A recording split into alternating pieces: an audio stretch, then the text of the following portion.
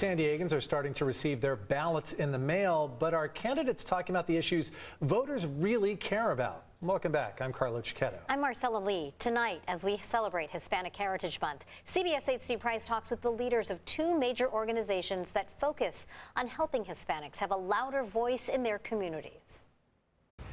The midterm elections are now just a few weeks away, and politicians know the Hispanic population is growing, making their vote more important than ever. But when it comes to addressing their issues, politicians often get it wrong. If you talk to almost any politician, you would think that immigration is the only issue that we care about.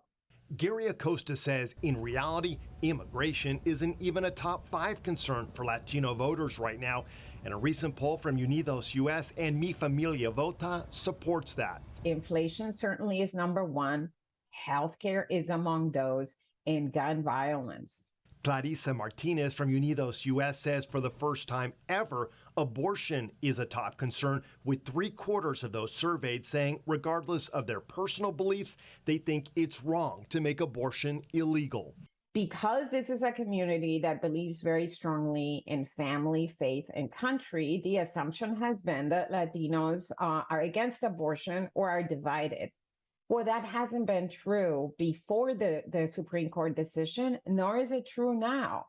The school shooting in Uvalde is also mobilizing the Latino voting base, which lists gun violence as their number 2 concern after inflation. They want school safety and mental health programs, but too many politicians are going in an entirely different direction. We have seen some politicians trying to make headlines by taking an approach of putting a gun in every hand, basically. Hispanics don't agree with that approach. Clarissa also says while immigration is not a top issue right now for Latinos, politicians creating a toxic immigration environment is always a concern. When there's this toxic rhetoric demonizing Latino immigrants, somebody who looks at you from across the street doesn't know if you're undocumented or a citizen or not, and those stereotypes and that antagonism tends to play out in any case. But Latino leaders know that things won't change if their community doesn't vote. UCLA's Latino Policy and Politics Institute says in the 2020 election, turnout of registered voters in San Diego was 81.2%. But for Latinos, that number dropped to just 71.7%. By comparison, white voter turnout was 85.7%. Thank you so much for being here this morning. It's a real honor. Gary talked about that very issue with former President Barack Obama at the Latitude Convention in San Diego last month. Obama's response?